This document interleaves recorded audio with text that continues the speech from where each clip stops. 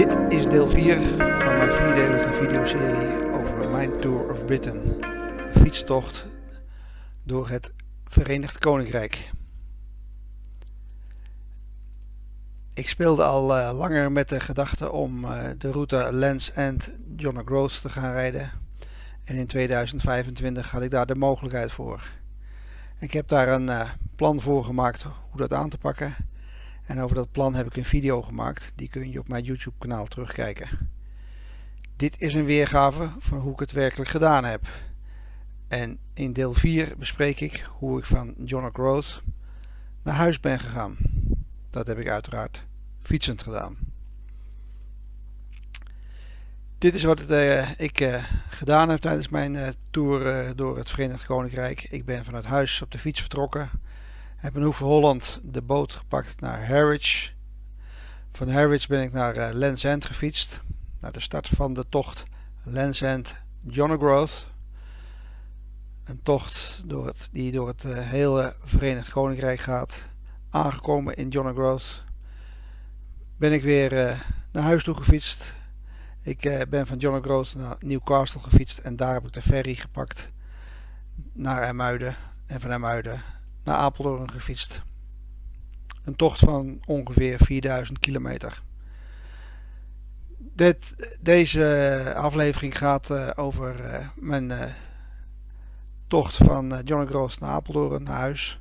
Ik heb dit gedaan via de Noordzee-Zuidroute, maar ook hele stukken aangepast zelf met Komoot. Komoot is een tool die ik heel veel gebruik en waar je heel makkelijk je route mee kan plannen. Ik heb de tocht gemaakt op mijn Baobab bike. Deze fiets heb ik ook de European Divide Tour gereden, 2 jaar geleden. Een fiets die me erg goed bevalt. En over deze fiets heb ik ook een video gemaakt. Kun je ook op mijn YouTube kanaal terugkijken. Kun je zien waarom ik voor bepaalde dingen heb gekozen. Hoe die gemaakt is, hoe die opgebouwd is. En ja, als je geïnteresseerd bent, zou ik zeggen, kijk even. Nou, ik had mijn tocht volbracht. Land's End John O'Groats.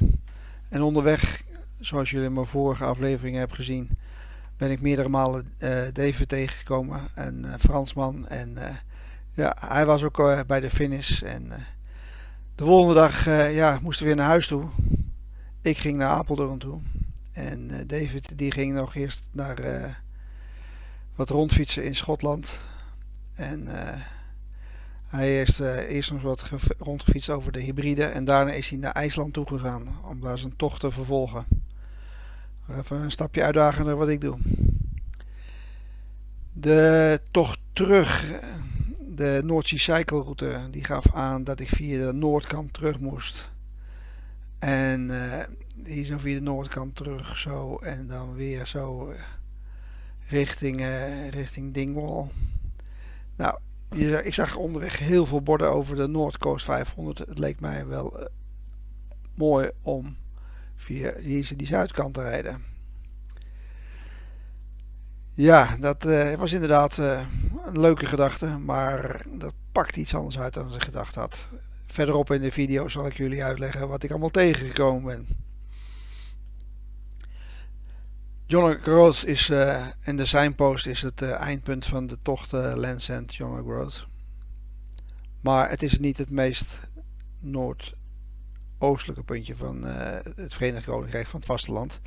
Dat is deze vuurtoren. Daar ben ik ook nog even naartoe gefietst. Ik denk van ja, daar moeten we toch ook even aantikken. Want ja, dat is toch, als we er zo dichtbij zijn, het was iets van 6, 7 kilometer of zo. Dus ja. Ik was er lekker vroeg, dus het was nog lekker rustig. Daarna weer verder.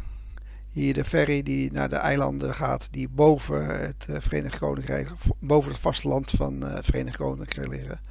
Zoals daar zijn de Shetland-eilanden en ja. De Kennis Bay Church of Scotland. Een kerk. Ik was hier al langsgekomen op de heenweg. En in deze kerk staan allemaal herdenkingsplakettes die herinneren aan John O'Groats. Jan de Groot. Uiteindelijk, het was een Nederlander. Je ziet hier links ook allemaal foto's hangen van de koninklijke familie. Deze kerk is diverse keren door de koninklijke familie bezocht. Ja, de Engelsen zijn daar helemaal wild van. Hè? Die vinden dat helemaal geweldig. Het eerste gedeelte van mijn route dat ging door een fantastisch gebied. Mooi rustig landweggetjes. Heel mooi. Ik had in het begin van de dag ook hartstikke mooi weer. Ik kwam maar even zo'n oude auto tegen, zo'n oude Healy. Die staat daar gewoon langs de weg. Hè. Deze is nog een opmerkelijk goede conditie. En als je een supermarkt tegenkomt, meteen boodschappen doen. Want ja, het is hier verlaten. Er is hier heel weinig. Verder, en je zag het al, de donkere wolken die pakken samen. Letterlijk en figuurlijk. Letterlijk, want ik kreeg regen. En figuurlijk, deze weg eindigde en die ging over in de A99. Nou, daar was eigenlijk niks mis mee. Dat was een weg met auto's. Maar daarna ging die over in de A9. En hier zie je een foto van die A9. En dat was eigenlijk een hele vervelende weg. Geen snelweg, maar het scheelde niet veel. En deze foto heb ik want omdat het regende, heb ik heel weinig foto's gemaakt. Deze heb ik van Street View. En in dat bushokje, ja, het was zo slecht weer. Want het is een foto die ik wel gemaakt heb. En je kunt hem gewoon zien. Het was ontzettend slecht. Het regende. De wind had ik tegen. Ja, ik was hier even gestopt om wat te gaan eten, wat te gaan drinken en wat bij te komen. Het was echt slecht. Terwijl ik in het hokje zat, kwam een man aangelopen en die begon een onheilspellend verhaal tegen me. Hij zei, waar moet je naartoe? Ik moet richting Inverness. Hij zegt, nou, als ik jou was, zou ik maar gauw vertrekken, want het was een uur of 3. Hij zei, je krijgt nog een heel zwaar stuk. Hij zegt, je krijgt een afdaling van meer dan 10% en daarna een beklimming van meer dan 13%. Hij zegt, tegen 5 uur, hij zegt, dan gaan alle mensen naar huis. Hij zegt, de mensen, they become crazy. Hij zegt, ik zou als jou eens maar gauw verder gaan en niet te lang hier blijven zitten. Nou, ik heb zijn raad opgevolgd en inderdaad, hier zie je ook een foto van Street Map, van Google Street Map. Het was inderdaad 13%. Het was smal, veel verkeer. Het was echt onaangenaam. Maar ja, het hoort erbij. Het is niet anders. Ik kwam hier in Helmsdale aan en hier had ik had in dat bushokje nog wel even gauw dit toiletje geboekt. En dus na een kilometer of 25 kwam ik hier aan. Het was echt heel pittig. Ja, dus dat was niet zo'n goede keuze om die North Coast 500 route te gaan rijden aan de zuidkant. Ik had beter de noordkant kunnen pakken. Dat was een stuk rustiger geweest. Maar ja, als je niks probeert, dan weet je het ook niet. In dit hotelletje, daar was ik niet de enige gast. Er was ook een hele bus met studenten. En prima. En ik vroeg, kan ik eten? Nou, ik kon mee eten. Maar ja, het was gewoon het menu wat de studenten ook kregen. Dus ik had verder geen keuze. Nou, er was helemaal niks mis mee. Het was heel prima. En de volgende ochtend was het ook nog weer een ontbijt. Een Engels ontbijt. En bij het afrekenen, toen ik wegging, zei ik van, kan ik er even afrekenen voor, want ik had geboekt via Booking, dus dan betaal je via Booking. Ik zeg, kan ik het diner nog afrekenen? Nee, zegt ze hoor, dat hoeft niet. Want je hebt gewoon meegegeten met de studenten, dus dat is toch allemaal al betaald. Dus dat was toch wel heel erg aardig van die mensen. En ze vroeg wel van, wat we wel graag willen zien is dat je een goede review op Booking doet. Nou, dat heb ik ook gedaan, want het was ook gewoon goed. Dus het hotel was een beetje oud. Maar ja, wat er stond, gekregen. Zeer hartelijke ontvangst. Hele aardige mensen. Dus uiteindelijk een prima verblijf. Toen ik vertrok kwam er nog deze dame tegen. Die was aan het fietsen. Zij kwam volgens mij uit Ecuador of zo. En ze was op zoek naar een ontbijt, want ze had nog niet gegeten. En ik zeg, je moet hier maar wat zoeken. Misschien hier in het hotel nog. Maar dus ik wens haar ook veel sterkte op de A9. Dus ik ging weer verder. En ik had 's avonds nog wel even op Komoot even wat zitten puzzelen. Dat mijn route wat aangepast was. Nou, soms kon ik ook een parkeerplaats pakken. En soms kon ik wat omweggetjes pakken. En tijdens die omweg kwam ik hier langs. De Glennish Distillery. Ik had het niet gezien en mijn aandacht werd getrokken door het oranje mannetje. Het oranje mannetje is een heel bekend mannetje natuurlijk, want het is het mannetje van Johnnie Walker whisky. En deze distillerij die maakt whiskies. En Johnnie Walker is een blend whisky. Dat betekent dat het een whisky is die samengesteld is uit verschillende maltwhiskies. En de Glennish distillerij is een van de distillerijen die whisky maakt die Johnnie Walker gebruikt om zijn whisky samen te stellen. Je ziet hier vier maltwhiskies die in de Johnnie Walker zitten.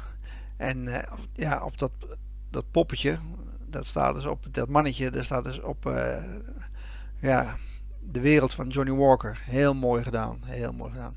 Overigens, je kunt zien dat er veel geld verdiend wordt, want het was allemaal super deluxe, super mooi.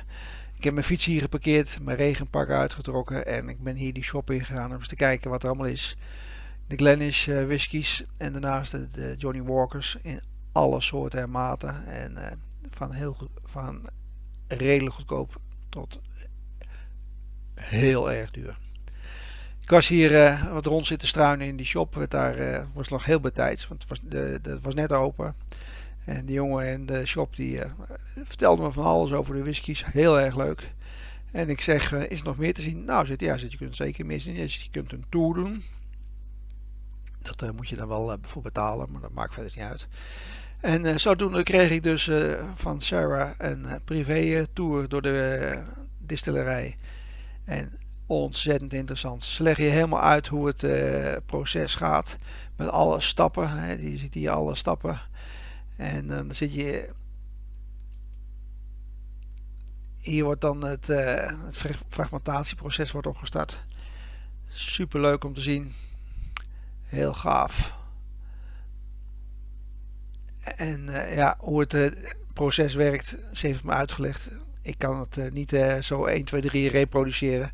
Maar er zijn vast video's op YouTube te vinden die dat heel goed omschrijven. En die ketels, deze koperen ketels waar dus het distillatieproces gebeurt, is ontzettend indrukwekkend om te zien. Super mooi. Nou, en hier zie je mij in de verschillende ruimtes. Het maken van foto's is overigens best lastig en best beperkt, want uiteindelijk het is zo'n distillerij, dat is alcohol en alcohol is natuurlijk licht onvlambaar en je telefoon, dat is ook wel een beetje best gevaarlijk.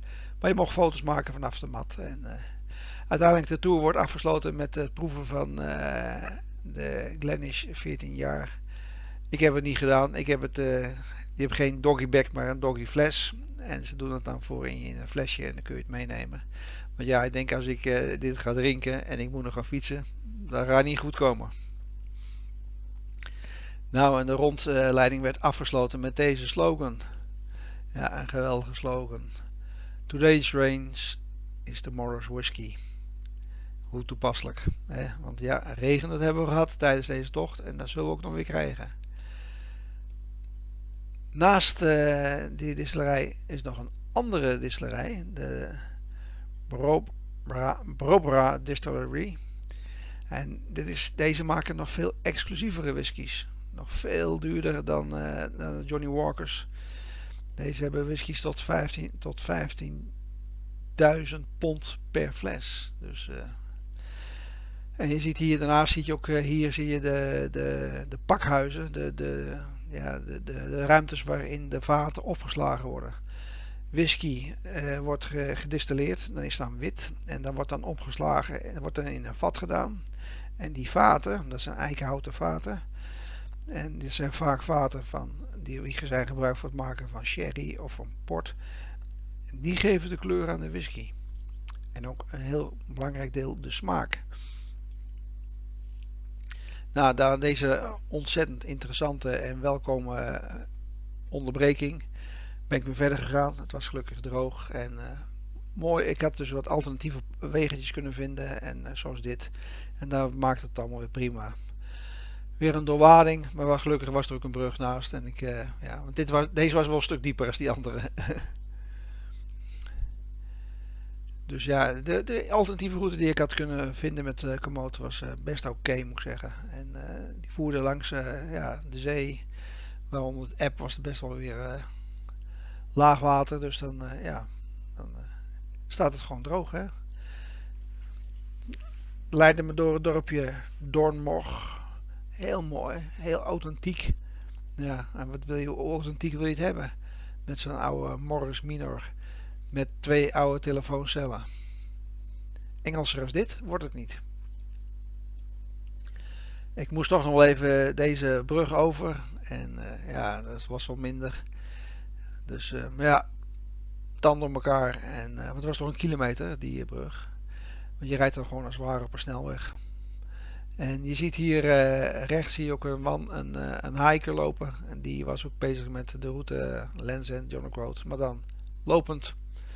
En die moest dus helemaal langs die A9 gaan lopen. Nou, ik heb hem veel succes gewenst. Ik zeg, het is niet mijn keuze. Maar ja, hij staat in mijn boekje, dus ik ga het gewoon lopen.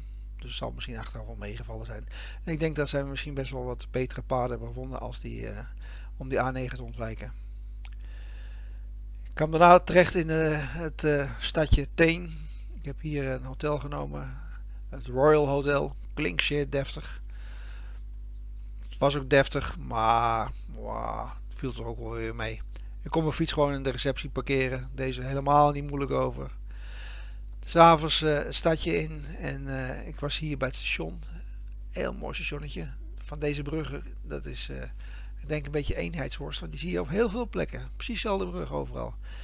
En mijn aandacht werd getrokken door muziek. En er was het Teen Gala Community Festival was er. Inclusief kermis. Met veel harde muziek en een grote feesttent waar ik naartoe ben gegaan. En daar was een soort contest was daar aan de gang. Met allerlei soorten muziek.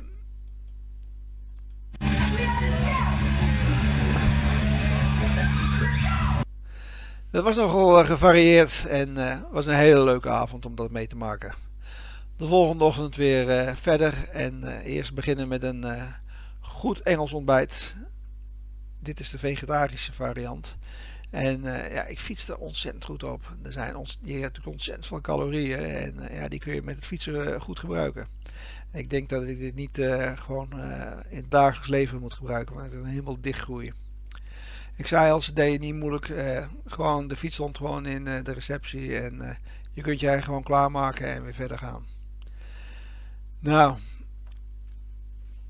de tocht voerde langs. Ik moest een baai passeren en in die baai lagen allemaal booreilanden, schepen zo van de offshore industrie.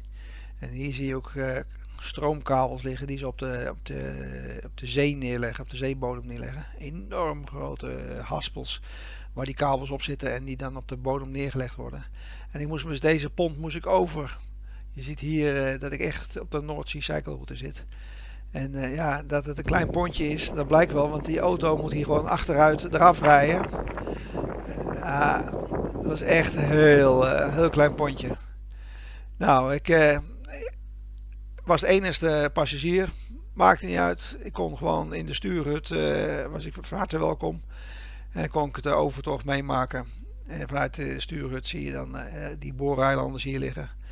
Dit was een raffinaderijboot. Dit schip heeft geen eens een eigen motor. Die wordt gewoon naar de plek vanuit de bestemming wordt die toegesleept. En dan gaat hij zijn werk doen. Maar hij lag al 5 jaar lang hier in deze baai. Je ziet, ik ben de enige passagier.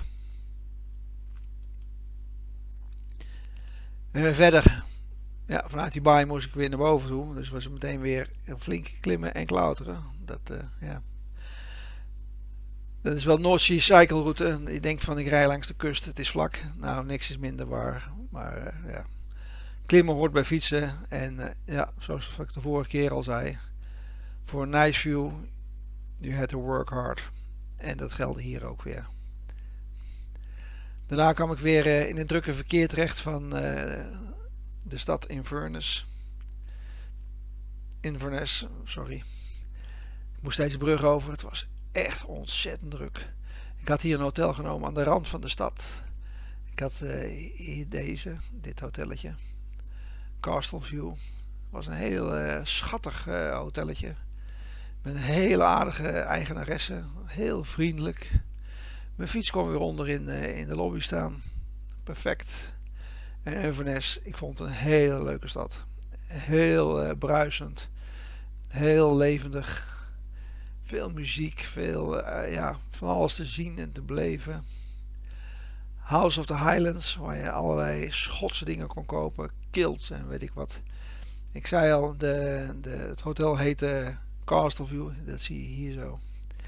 En de mevrouw zei van, nou, als je leuke muziek wil hebben, dan moet je naar de Highlander gaan. Nou, dat heb ik gedaan.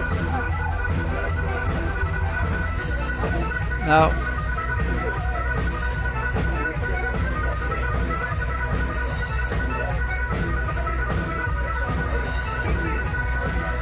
Het was bruisend. Het was erg bruisend. En onder het genot van een glas Guinness. Ik heb al eerder mijn vorige afleveringen aangegeven dat ik het best heel erg lekker vind. Voorheen moest ik er niks van hebben, maar ja, misschien is ook de omgeving. Heb ik genoten van de muziek en het was echt heel erg gezellig en heel erg leuk.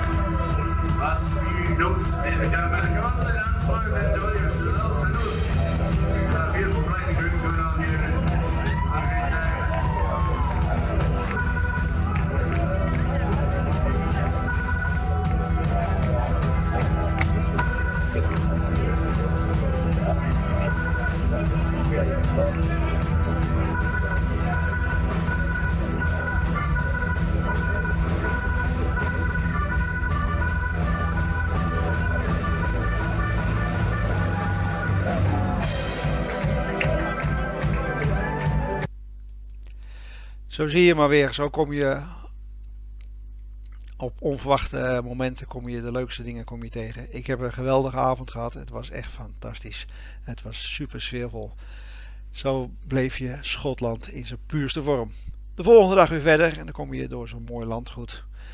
En verderop kwam ik Mike tegen uit Londen. Hij was ook de route aan het rijden, hij was 17 dagen onderweg, dus wel aardig onderweg. En dit was een steile helling en hij moest lopen. En hij doet het gewoon onder het genot van een sigaretje. Waarom ook niet? Ieder zijn ding. Ik zou er niet aan moeten denken. De Culloden Viaduct. Een gigantisch ding. Hier kun je goed zien hoe een gigantisch groot ding is. Spectaculair om te zien. En weer. Ik kreeg er een beetje oog voor. Opslag van whiskyvaten.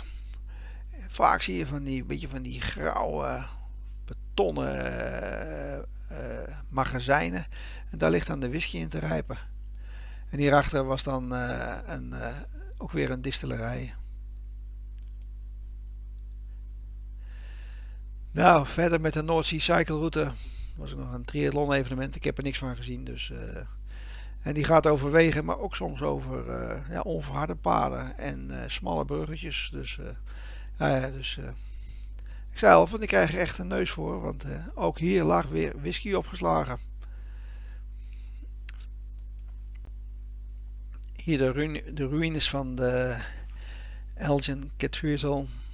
Dat is een trouwerij aan de gang, dus wat mooie foto's maken. De achterkant. En weer verder. En dat het golvend is, dan kun je op deze foto goed zien. Maar ook af en toe oude spoorlijnen. En oude spoorlijnen, dat rijdt lekker. En dan moet je een brug over. En de mensen stonden aan de andere kant allemaal te wachten. Want men wilde alleen maar over de betonnen paadje. Die zijkant, dat durfde men niet. Ik had hier een camping gevonden bij een golfclub. In Spy Bay. En er werd volop gegolfd. Dat was wel heel erg grappig, was dat, moet ik zeggen. Dus mijn fiets stond geparkeerd tussen alle golfkarretjes. Nou, er was heel veel mensen waren er. Ze hadden al flink gegolfd en meer dan de helft was behoorlijk in de olie. En ja, de mensen konden niet meer met elkaar praten, maar ze stonden alleen met elkaar te schreeuwen. Zo ver waren ze inmiddels al. Maar gelukkig om 7 uur sloot het clubhuis en daarna werd het heel erg rustig. En was het op de camping prima vertoeven. En kon ik de kleedkamer gebruiken om mijn potje te koken. Want daar buiten was het best heel winderig en kil. En dan had ik zicht op de golvers, dus helemaal goed. Weer verder. En je ziet, ja, er staat hier bij dit huis groot aangeplakt. Yes. Het zal wel een of andere politieke uiting zijn. Ik weet niet precies wat het bedoelde. Maar misschien voor de onafhankelijkheid. Misschien tegen de Brexit. Zeg het maar. De route voerde langs allerlei leuke havenplaatsjes. En nou, dat is wel heel schattig zo. Hè? Heel mooi. Die havens liggen allemaal diep. En ja, en om daar hier weer uit te komen zijn de hellingen altijd heel steil. Ik was daar hier op een zondagochtend. Gelukkig zijn dan de winkels open. En hier bij die Spar even gauw een paar boodschapjes doen. En weer verder. En langs die kustlijn. Het zijn havenplaatsjes en golfterreinen. Dat is eigenlijk een beetje toch wel een beetje de omschrijving van de Schotse kust. Wel heel mooi moet ik zeggen. Echt prachtig. En ja, je raadt het al. Opslag voor whisky. Hier, dit was dus om de grote weg te mijden. Had ik een pad gevonden door ja, wat nogal onverhard was en nogal pittig was. Maar ja, het laatste stukje maar even lopen. En dan kom je weer op allerlei mooie, rustige weggetjes uit. Dus dat is wel de moeite waard om dat te doen. En ik was hier op een camping bij een mevrouw. Nou, die camping, dat leek wel een soort tuin. Zo mooi, heel mooi aangelegd. En het gras was echt super mooi. Vanuit mijn tent keek ik op een weiland. En ja, die koeien. Die gedroegen zich een beetje vreemd. Want die liepen de hele tijd die rondjes. En nog een hoog tempo ook nog. En dit was dan het weiland. Maar later kwamen ze ook nog langs. En kwamen ze ook nog langs vlak langs mijn tentje. Ja, ik vond het heel bijzonder. Heel bijzonder. Ja, en koeien, ja, ze zijn altijd nieuwsgierig, hè. Nou, hier zijn ze onderweg naar de sloot. Waar ze dan kunnen drinken. Heel apart.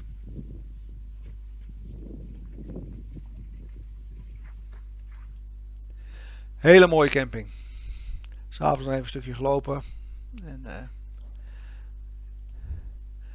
ja, Schotse hooglanders. Op de Veluwe zie je ze meer als in Schotland. Het is raar, maar het is echt zo. Ik denk dat ik er misschien 10 gezien heb. Terwijl als je op de Veluwe fietst, kom je er wel 20, 30, 40 tegen.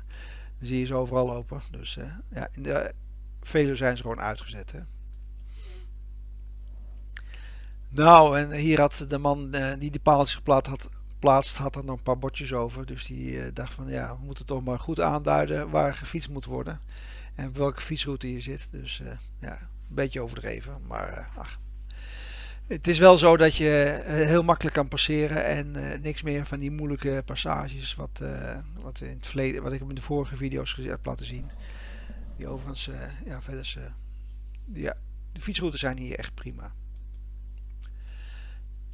Ik nader hier Aberdeen. En Aberdeen is natuurlijk het centrum van de offshore.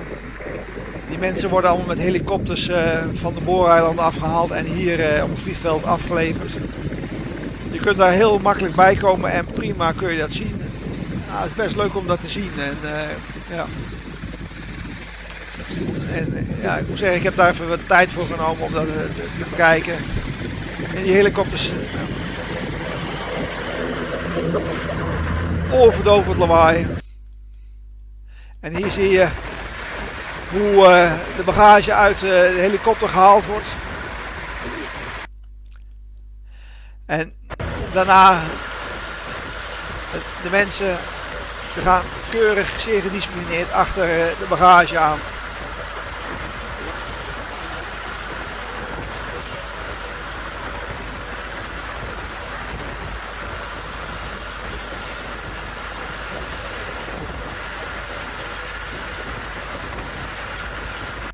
Heel leuk om te zien. Aberdeen, prachtige oude stad. Dit is de universiteit. Prachtige oude gebouwen. Ik ben er doorheen gefietst. En ja, de offshore, je ziet het dus, die is er heel erg aanwezig. Grote schepen. Bij het uitrijden van Aberdeen nog even een kopje koffie gedronken. Dit was eigenlijk een van de weinige momenten dat ik mij een beetje niet helemaal veilig voelde. Hier liepen wat rare figuren rond dit restaurant. Vandaar dat ik de fiets ook maar even gauw aan die tafel vastgezet heb. Verder moet ik zeggen, ik heb de hele tocht ik me eigen overal heel veilig gevoeld. Maar ja, in steden is het toch altijd een beetje uitkijken. En heb je toch een beetje bijzondere figuren. Dus ja. Ik heb overigens op deze fiets had ik ook een fietsalarm zitten. Dus er staat een zwarte kastje aan mijn zadelpen. Als je de fiets beweegt, dan gaat er een oorverdovend lawaai eraf. Aberdeen uit. Was iets mindere route. Maar ja, de fietsen hier langs een best drukke weg. Maar hoort erbij. En ja, dan kom je in één keer dit tegen.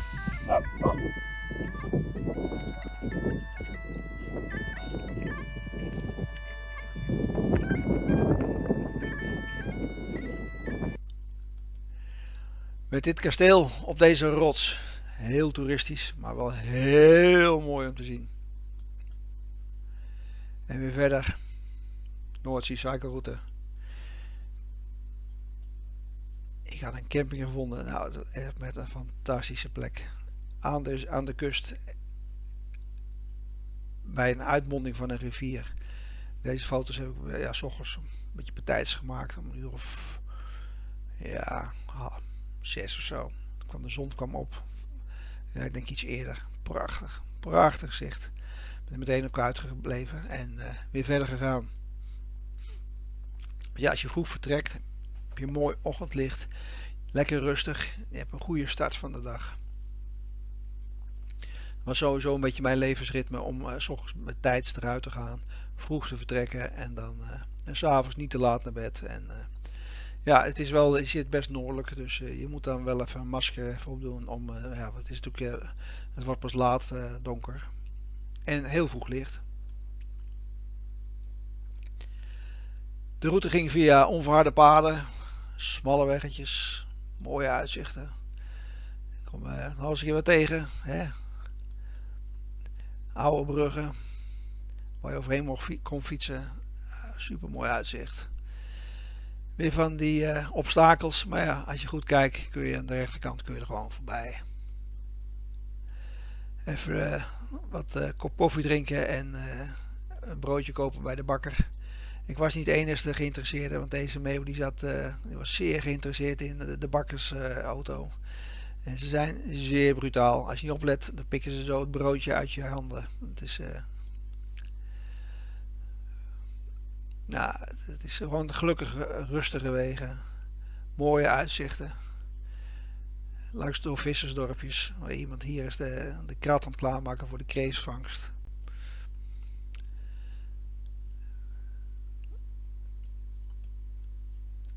En golfresorts. Oneindig veel golfresorts. Want ik was ook onderweg naar het Walhalla van de golf. Dat zal ik jullie zo laten zien. Met een verkeerslicht hier zo. Dus ja. Het is mij onduidelijk waarvoor. Maar het fietsen over deze boulevards. Dat is geen enkel probleem. Dat mag ook. Dat is gewoon officieel toegestaan. En mensen houden nog heel erg met elkaar rekening. Wat dat betreft zijn de Engelsen ontzettend prettige mensen. Dit is Dundee. Ik ben er vrij vlot doorheen gefietst. Ik heb verder de stad niet bezocht. En in Dundee moest ik weer een brug over. Ik kon het niet helemaal goed vinden. Maar uiteindelijk kwam ik hier terecht in een soort liftruimte. En uiteindelijk kom je dan op een brug terecht. En dat hebben ze heel slim gedaan. Hebben ze dus in het midden hebben ze dan het fietspad gemaakt. En links en rechts zijn dan de banen voor het wegverkeer. Heel prima, heel veilig, heel prettig. Je moest er met die lift omhoog en aan de andere kant was het dan wel, kon je wel gewoon de brug af. Dus ja. campingje. In het midden stonden we dan, hadden dan de tenten en met een tafel. Dus dat was perfect. En rondomheen stonden dan allemaal campers en tenten. Het was een beetje een zo'n doorgangscamping was dit. En er was weer eens een keer een wasmachine. Met een droogruimte. Dus, want dan kon je kon dan wassen, drogen. Maar ook dan weer in die droogruimte kon alles lekker luchten. Dat was echt heel fijn. Je ziet, ik had mijn hele garderobe had ik in de wasmachine gedouwd. Ik had nog een shirt en een broek aan en verder niks. En alles in de wasmachine. Echt heerlijk. Door het bos verder. Je ziet hier ook volop militaire terreinen. Dus Home of the British Army in Fife. Fife is het district waar ik doorheen fietste. En ja, ik had het al over het golven. En uiteindelijk was ik hier in St. Andrews.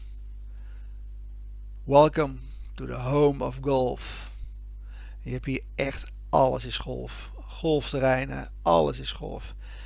En het eerste wat ik zag was dit bordje. Ja, ik moest daar wel om lachen. Caution. Golf in uitvoering. Bij het horen van het geluid van de shoot. Tel tot 10. Blijf stilstaan. Ik moest er wel om lachen om dat bordje. Nou, ik zou niet graag zo'n golfbal tegen mijn hoofd aan krijgen. Want ondanks dat ik een helm draag, denk ik dat het toch wel heel erg veel pijn doet. En hier heb je hem. De beroemde oude golfbaan. Met links nummer 1 en rechts heb je dan hole 18. Dat is heel beroemd. Ik ben hier bij de Old Course. Met rechts het clubgebouw. Met uiteraard een prachtige Rolex klok. En hier het gebouwtje waar ze dan moeten afstempelen om te kunnen gaan beginnen. En dit is dan de eerste nummer 1. Vanaf hier gaan ze beginnen. Heel bizar is dat, dat op een meter of 50 of zo loopt gewoon een voetpad dwars over deze golfbaan. Ik heb dat ook gefietst en de mensen zijn heel, als daar wandelaars lopen ze heel erg te schreeuwen. Want maar het is gewoon een openbaar pad. Heel bijzonder. Heel apart. Nou, dit waren een stel mensen die gingen golven. Je ziet met camera's erbij, alles erop staan. Caddies, dus mensen die de sticks dragen. Heel grappig om te zien. Heel mooi. En de hele stad, het is alleen maar golf. Allemaal dure golfwinkels waar je spulletjes kunt kopen voor het golven. Het is echt heel leuk om te zien. Maar ook verder mooie gebouwen. Een cafeetje. Het was er heel druk. Ik denk, wat is er toch aan de hand? Nou, je ziet hem al. De Royals worden in Engeland natuurlijk helemaal uitgebouwd.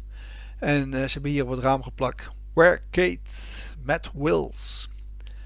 Dus, en daar staat dan in kleine letters onder voor koffie.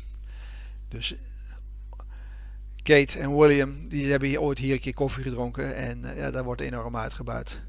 Nou, er staan tafels en stoelen staan er. Die kringloop zou ze niet willen. Maar het is er ontzettend druk. En natuurlijk heel hip. Je kunt allerlei vegan spulletjes er kopen. Het is, heb ik ook gedaan. Ik heb een vegan scone gekocht. Dat was heel lekker. Het was echt heel erg leuk. Nou, leuk bloemenwinkeltje. Ja, is toch wel heel rustiek, hè? Ontzettend leuke plaats, St. Andrews. Echt de moeite waard om te bezoeken. Naast het golven heeft het ook veel meer te bieden. Het is echt de moeite waard om te bezoeken. En we verder. Ja, en voor een nice view, you had to work hard. Maar echt heel mooi. Lunchen op een bankje met die klaprozen. Die klaprozen, dat is een beetje symbool voor de slachtoffers van de Eerste Wereldoorlog. Dat zie je in Engeland heel veel. En ik kwam langs dit kantoorgebouw. Nou, je ziet het al, gezien de enorme hoeveelheid dakramen en geen gewone ramen. Dit is het hoofdkantoor van Velux in de Verenigd Koninkrijk. Velux, het bedrijf van de dakramen. Weer verder. En ik had hier een camping aan deze drukke weg. Ja, dus dat betekent gewoon s'avonds oordop in. Ja, het was een beetje een matige camping. Maar die Engelsen ze maken er wel een beetje een troep van. Weet je, een rommel. Wat wel heel mooi was, er was ook, je ziet daarnaast, zie je ook allemaal die staakcaravans. Er was wel een mooi restaurant bij. Ik heb daar s'avonds gegeten, echt lekker gegeten. Lokaal biertje gekocht. Dat was echt heel mooi. En had ook een heel mooi uitzicht over de baai had je. Lekker toetje erbij. Maar dat was heel prima. Soms moet je je eigen een beetje verwennen. Hè. Weer verder. En hier zie je al de Forth Bridges liggen. Dat betekent dat ik Edinburgh naderde. Aan de overkant van het water lag Edinburgh. Een ruïne van een kerk. Dat was heel bijzonder. Want hier liepen allemaal mensen met honden. En in één keer kwam uit het bos een beest gesprongen. Ik denk van dat is een hond. Maar nee, dat was geen hond. Dat was een ree. Heel mooi. Hij liep de hele tijd voor me uit. Maar ja, je bent dan te laat om een foto te maken. Langs een baai fietsen. En in één keer zie je dit bord. Ik denk, hé, wat is dit dan jongens? Radioactieve besmetting. Nou, deze baai die staat bekend voor zijn radioactieve besmetting. Ja, die besmetting is afkomstig van onderdelen die ze hier in de begraven hebben van vliegtuigonderdelen. Nou, ze zijn het opruimen en ze zeggen dat het niet gevaarlijk is. Ik ben toch maar gauw verder gegaan. Ik denk van, hier moet ik niet zijn. Nou, dan kom je nog zo'n oude MG tegen. Er is niet veel meer van over. Hè? De Forth Bridges. Hier zie je dan de spoorbrug en ik ben gefietst over de oude. En hier waren wat werkers waren bezig met wat. Ik denk van weet je wat, ik ga toch eens een praatje maken met die mannen. En ze waren dus bezig met het inspecteren. En hier zie je het op de grond, maar zij gingen helemaal naar boven toe. Om die kabels van die brug te inspecteren. En dan met dat mandje gaan ze helemaal naar boven toe.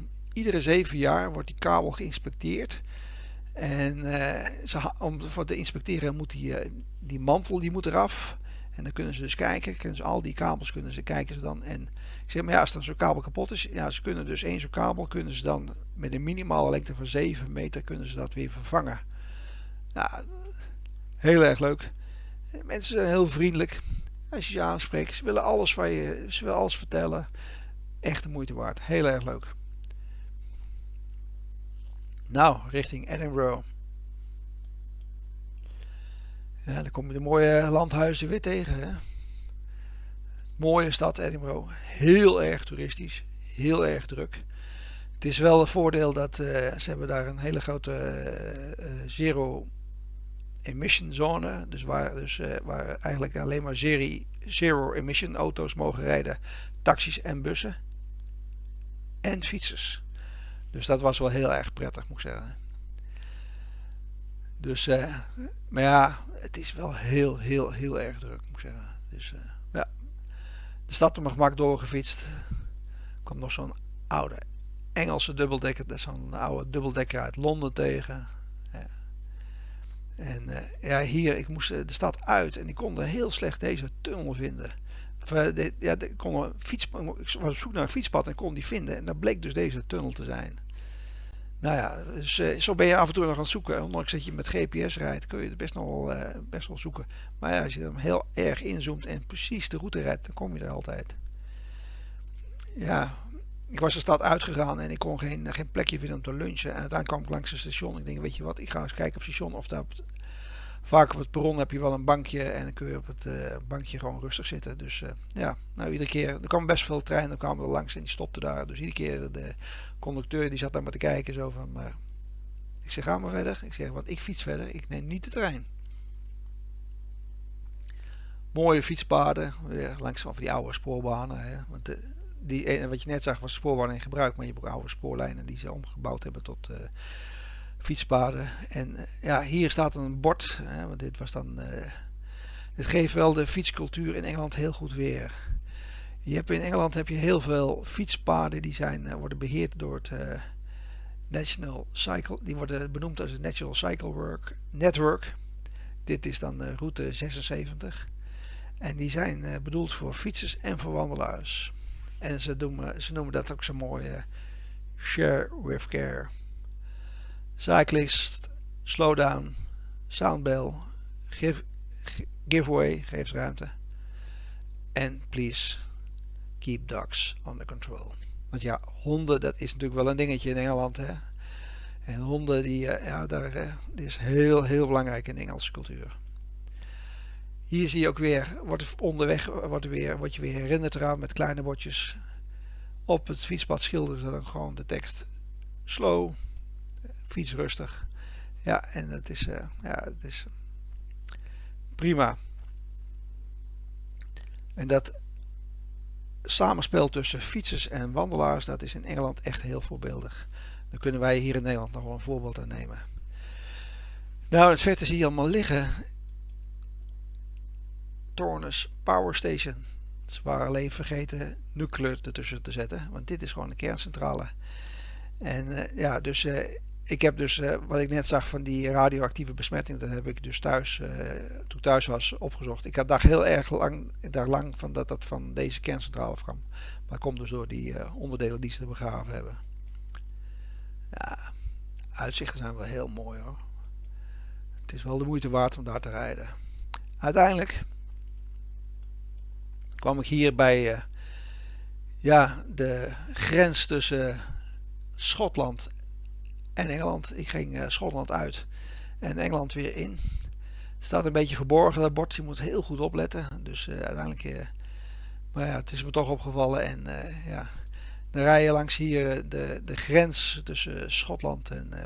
rechts is Schotland, achter die stenen muur. En links is Engeland. Een gravelpad langs de spoorlijn en dan zo langs de kust. Heel mooi. En ja, je bent echt in de Noordzee, want de zeeschepen die varen er langs. Ik kwam hier een Zeeuws echtpaar tegen. Dat was ook die waren naar de Shetland-eilanden geweest en die fietsten ook de Noordzee-cycleroute. Ze hadden nog een echte hele oude katoenen tent hadden ze bij hun. Die deden nog echt vakantiefietsen in de meest puristische vorm. Heel gaaf om te zien. Ze hadden allebei een mooie Koga World Traveler fiets. Dus gezellig om samen daar de camping mee te delen. Ik had hun nog op deze camping gewezen, want ze konden geen camping vinden. Ik zei, in Belfort is een camping. Nou, zei die man, is dat zo? Ja, ik zeg zo. En ik had me dan het adres ook doorgegeven. En zij fietste langzamer als ik, dus ik was er veel eerder als zij. Maar dat maakt niet uit. En gezellig, s'avonds nog even een biertje gedronken. Heel leuk. En weer verder. Soms zijn de wegen mooi recht. Dat schiet op. En hier stond een bordje fietsers afstappen. En met eronder zo'n tekentje van vallen. Nou, die spoorlijn die stond heel schuin op de weg. Het was echt heel link was dat. Het was echt een linker... Koeien, het zijn altijd belangstellende beesten. Ze hebben altijd belangstelling voor je. En je ziet hier de stier, die gaat, zoals het hoort met een leider, bovenop de berg staan. En kijk zijn volgers aan. Nou, de route ging verder. Soms was het de paden best heel lastig te rijden. Zoals hier over het zand en over dat kleine bruggetje. En hier wat smalle wegen. Maar wel mooie vergezichten. Riviertjes. Maar het werd ook veel drukker. Echt veel drukker. En dat kwam omdat in het Verenigd Koninkrijk de schoolvakanties begonnen waren. En dat merkte je aan alles. Dat merkte je dat langs de kust werd het veel drukker. Op de campings werd het veel drukker. Ik sta hier op een camping. Ik had hier het tentveld voor mezelf. Maar de rest van de camping stond helemaal vol met caravans en campers. En het publiek werd ook heel anders. De mensen, ik vroeg aan een van de mensen van, kun je mijn powerbank opladen? Want er waren geen stopcontacten op deze camping. daar begonnen we niet aan. Dat kost geld, gaan we niet doen. Heel ander slag mensen had ik tijdens mijn reis van John O'Groat naar Land's End eigenlijk alleen maar relaxte, rustige mensen meegemaakt. Die sfeer die was een beetje aan het verdwijnen doordat het schoolvakantie begonnen waren. Een ander soort publiek. Heel veel kinderen. Ik heb niks tegen kinderen, maar uiteindelijk het is een heel andere sfeer, heel ander. Oorspronkelijk was mijn plan om van Hoek van door te gaan naar Harwich. Dus de North Sea Cycle route helemaal door te rijden naar Harwich. Maar ik had dus de mogelijkheid of om over te steken in Harwich, Hull of Newcastle. En Newcastle is de meest noordelijke havenplaats van waar je over kan steken in Nederland. Ik vond de North Sea Cycle route, ik vond het een mooie route. Maar ik vond, hij kan niet in Land's End. John O'Groat is veel mooier. En dus uiteindelijk heeft dat dus de drukte van de campings, het feit dat de North Sea Cycle route wat minder mooi is als de Land's End route, de andere sfeer, heeft mij doen besluiten om te zeggen van jongens, oké, Newcastle, dat wordt de plek waar ik ga oversteken naar Nederland. En dat betekent dat ik dan niet doorga naar Harwich. Nou, verder met de tocht. Ja, je komt van allerlei mafketels kom je tegen. Hier liggen gewoon 3 mensen liggen gewoon langs de weg te pitten. Eentje zit te slapen. Heel apart. Clubhuis van de Hells Angels. Ook in Engeland zijn ze aanwezig. En in de loop van de ochtend werd het heel mistig. Dan kun je wel deze zien, want de boot kun je amper zien. Een haven die weer drooggevallen is onder de invloed van eb en vloed. En uiteindelijk naderde ik Newcastle. En Newcastle ligt aan de rivier de Tyne. En hier aan de monding van de Tyne was een festival. En het was heel erg leuk. Ik had mijn tent 's ochtends nat in moeten pakken van de condens. Was echt, want dan moet je echt wachten. En ik heb hier op die bank even mijn tent uitgehangen. En mijn kwartiertje tijd is het allemaal weer perfect droog. Nou, het festival was heel erg leuk. Ik ben daar een poosje rond gestruind. En er waren allerlei artiesten. Hier een soort stand-up comedians. En hier een dansers.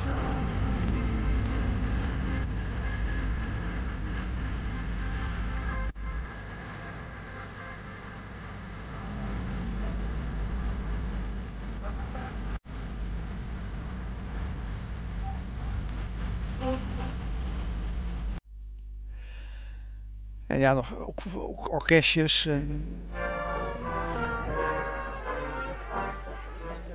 Niet te druk. Heel erg leuk. Je komt overal heel goed bij. Superleuk. Maar ja. De boot lag te wachten. We moesten toch verder. Dus toch maar verder. Douane door. Eigenlijk niet de bedoeling dat je hier foto's maakt, maar ja, toch maar gauw even gedaan. Want ja. En dan aan boord van het schip. Dat boorden ging heel vlot. We konden heel vlot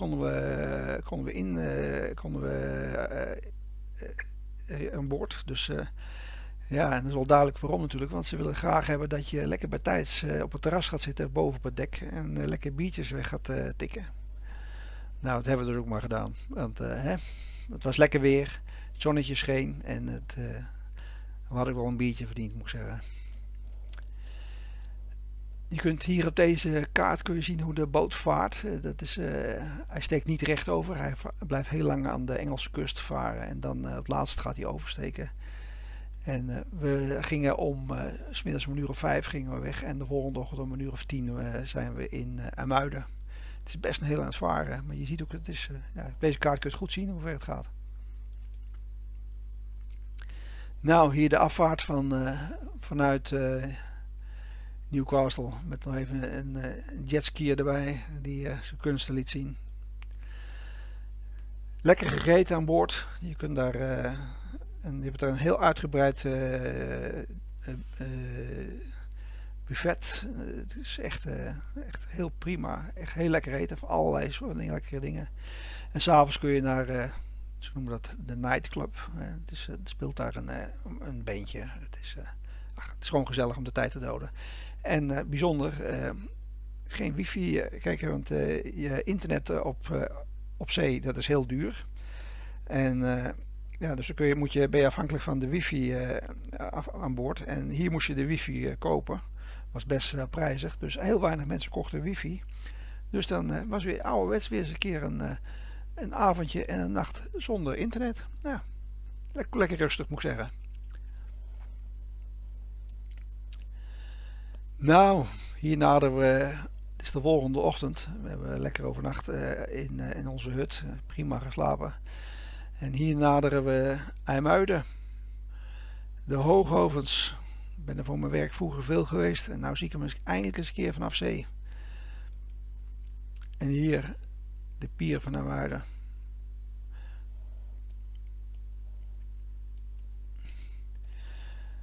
Mijn fiets aan boord. Hij was weer gepakt en gezakt om te vertrekken. En links naast me zag je de fietsen van de mensen uit Zeeland staan. Waar ik ook nog 2 nachten terug samen de camping mee had gedeeld. Nog gezellig mee heb staan praten aan boord. Echt heel erg leuk. Je ziet, het is een drukte van belang om iedereen van het schip af te krijgen. Het ging allemaal heel voorspoedig. En hier ben ik weer de boot af en door de douane. En onderweg naar huis. Ik moest van IJmuiden naar Apeldoorn. Een route van 125 kilometer. In eerste instantie dacht ik van doe ik in 2 dagen. Maar de weersverwachting voor de tweede dag was slecht. En het weer was de dag dat ik moest fietsen. De eerste dag was heel erg lekker. Dus erop gaan zitten en gaan fietsen. Hier door het havengebied van Amsterdam. Langs het Centraal Station. En de stad uit richting Almere. En langs het Veluwemeer kun je heerlijk fietsen. Kun je echt heel veel kilometers in korte tijd maken. En af en toe zie je een bootje varen naar Putten. Over de hei van Asselt naar Apeldoorn toe. 125 kilometer. S'avonds om 1:00 of 6 was ik in Apeldoorn gearriveerd. Prima te doen eigenlijk. En ja, het scheelde me ook weer een hoop toestanden om camping onderweg te nemen. En prima. Het was goed om weer terug te zijn in Apeldoorn. Op een vertrouwde plek. Nou, hier een samenvatting van wat ik allemaal meegemaakt heb, wat ik gedaan heb in deel 4. Het was de route van John O'Groats naar Apeldoorn via Inverness, Aberdeen, Edinburgh, Newcastle en Muiden. De basis was de Noordzee Cycle route, Eurovelo 12. Maar een eigen inzicht heb ik hem links en rechts wat aangepast.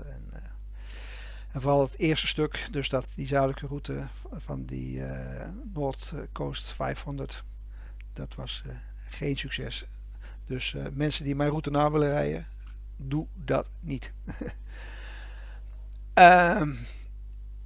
Ik heb in deel 4 13 dagen gefietst, 1100 kilometer, 9000 hoogtemeters. Ik had 3 dagen regen, dus heel mooi weer eigenlijk. Zeker naar begrippen van het Verenigd Koninkrijk. Echt heel goed weer gehad. En als ik het totaal bekijk van mijn hele tocht, van deel 1 tot en met 4. Ik ben 49 dagen onderweg geweest, 7 weken. Ik heb 3950 kilometer gefietst. 36.500 hoogtemeters. En ik heb 18 dagen heb ik regen gehad. 37%. En 1 lekker band. Nou, dus eigenlijk wel heel goed eigenlijk, hè.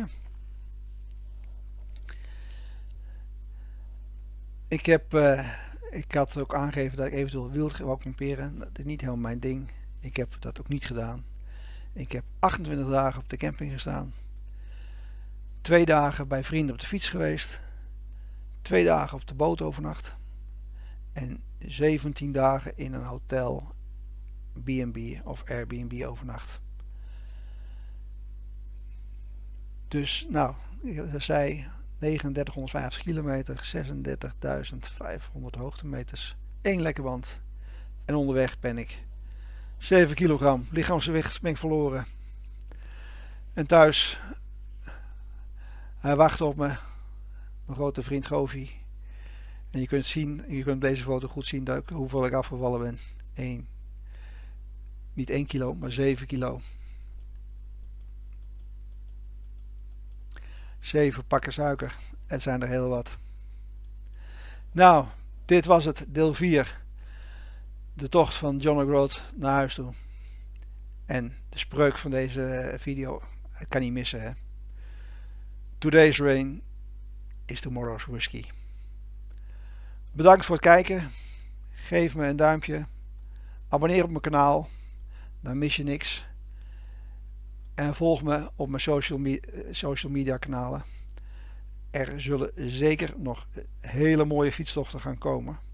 Dus volg me. Dan mis je niks. Bedankt voor het kijken. En tot de volgende keer.